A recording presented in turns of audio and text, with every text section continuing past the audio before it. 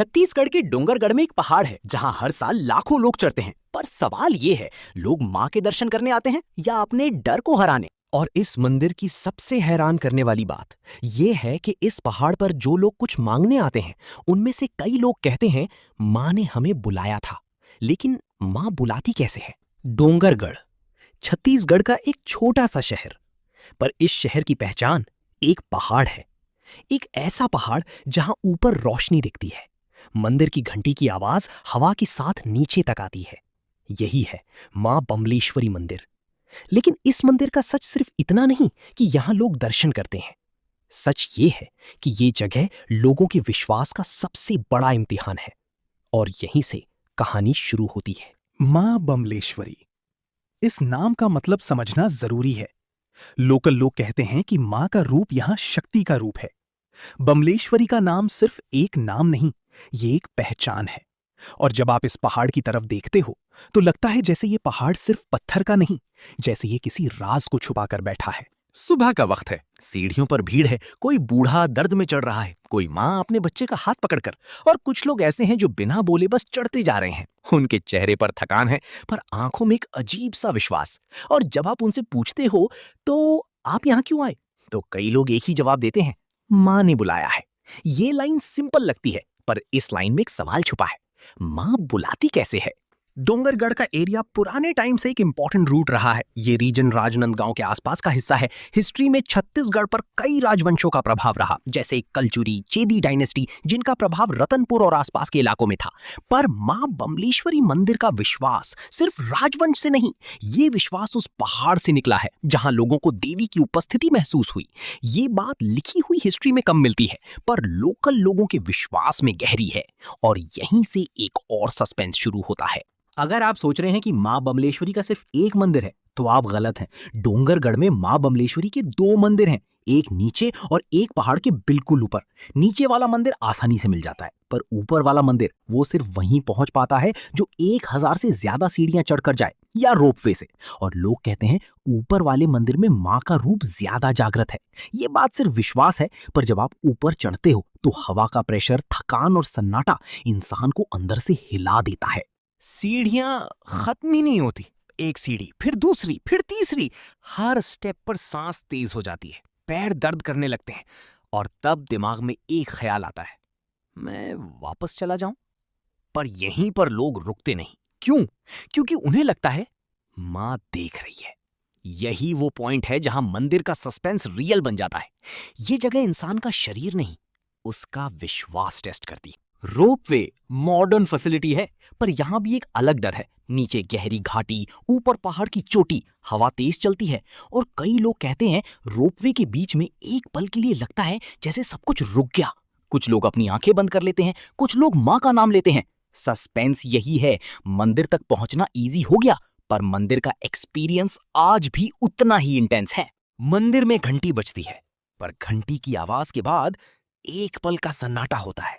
वही सन्नाटा जहां लोग अपनी आंखों में आंसू ले आते हैं। कोई चुपचाप हाथ जोड़ लेता है, कोई बस मूर्ति को देखता रहता है। और तब आपको समझ आता है, ये जगह सिर्फ टूरिज्म नहीं, ये जगह इंसान को अंदर से तोड़कर फिर से जोड़ती है। नवरात्रि के दिनों में डोंगरगढ़ बदल जाता है। रोड पर ट्रैफिक जैम, होटल्स फुल, हर तरफ भजन और ढोल। मंदिर में दर्शन के लिए घंटों लाइन। और इसी भीड़ में कई लोग अपनी मन्नत पूरी होने पर नंगे पांव चढ़ते हैं। ये सब देखकर लगता है जैसे पूरा शहर एक ही चीज के लिए जी रहा हो, मां का दर्शन। सस्पेंस यही है, क्या इतनी भीड़ सिर्फ परंपरा है या सच में इस जगह में कुछ ऐसा है जो लोगों को खींच लाता है? डोंगरगढ़ में आपको ऐसे लोग मिलेंगे जो हर साल आते हैं। उनका कहना होता है, हम बिना यहाँ आए साल कंप्लीट ही नहीं करते। कुछ लोग इसे आदत कहेंगे, कुछ लोग इसे श्रद्धा। पर साइकोलॉजिकल ट्रूथ ये है, इंसान जब किसी जगह से इमोशनल कनेक्शन बना लेता है तो वो जगह उसकी जिंदगी का हिस्सा बन जाती है। और मां बमलेश्वरी का मंदिर बहुत लोगों की जिंदगी का हिस्सा बन चुका है। डोंगरगढ़ का पहाड़ कभी कभी अचानक फॉग से भर जाता है। हवा तेज चलती है, बादल मंदिर के बिल्कुल पास आ जाते हैं। और जब आप मंदिर की चोटी पर खड़े होते हो तो नीचे दुनिया छोटी लगती है।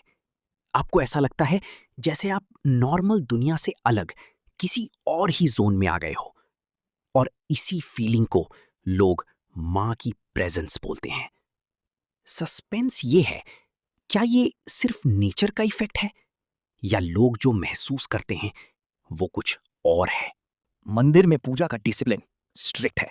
आरती का टाइम फिक्स, मंदिर बंद होने का टाइम फिक्स, और मंदिर के कुछ रूल्स बहुत पुराने हैं। यहां का सिस्टम आज भी ट्रेडिशन पर चल रहा है। ये एक प्रूफ है कि ये जगह सिर्फ फेमस नहीं, ये जगह सेंचुरीज ऑफ बिलीफ का रिजल्ट है। और जब सेंचुरीज का विश्वास एक जगह पर टिक जाता है तो वो जगह नॉर्मल नहीं रहती। अब वापस आते हैं उस लाइन पर, मां ने बुलाया है। डोंगरगढ़ में बहुत लोग कहते हैं उन्हें सपने में मां दिखी, या उन्हें अचानक एक फीलिंग आई कि उन्हें यहां आना चाहिए। साइंटिफिक प्रूफ किसी के पास नहीं, पर एक सच है, जब इंसान बहुत दुख में होता है तो वो किसी एक जगह, किसी एक शक्ति पर अपना भरोसा टिका देता है। और मां बमलेश्वरी का मंदिर लोगों के लिए वही जगह है।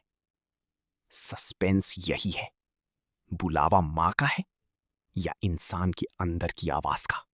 दर्शन के बाद कई लोग रो देते हैं। क्यों? क्योंकि उनके अंदर का बोझ हल्का हो जाता है। इंसान जब किसी के सामने अपना दर्द रख देता है तो उसे शांति मिलती है। यहां मां बमलेश्वरी के सामने लोग अपना दर्द रख देते हैं और तब उन्हें लगता है मां ने सुन लिया। ये मोमेंट ही इस मंदिर का असली पावर है। सूरज ढल रहा है। मंदिर की चोटी पर लाल रंग का आसमान, घंटी की आवाज और हवा में उड़ा हुआ चुनरी का एक टुकड़ा। और तब एक सवाल, क्या मां बमलेश्वरी का राज पहाड़ में है या फिर राज उन लाखों लोगों के दिल में है जो हर साल यहां आकर अपनी उम्मीद को जिंदा रखते हैं? क्योंकि दुनिया में सब कुछ टूट सकता है, पर विश्वास, विश्वास कभी नहीं टूटता। डोंगरगढ़ का ये पहाड़ सिर्फ एक मंदिर नहीं, ये एक आईना है जो इंसान को उसके दर्द के साथ दिखाता है। और जब इंसान मां बमलेश्वरी के सामने झुकता है तो असल में वो अपने डर के सामने जीत जाता है। अगर आप भी मां बमलेश्वरी के दर्शन के लिए डोंगरगढ़ जाओगे या फिर मां बमलेश्वरी को मानते हो, कमेंट में जय मां बमलेश्वरी जरूर लिखें।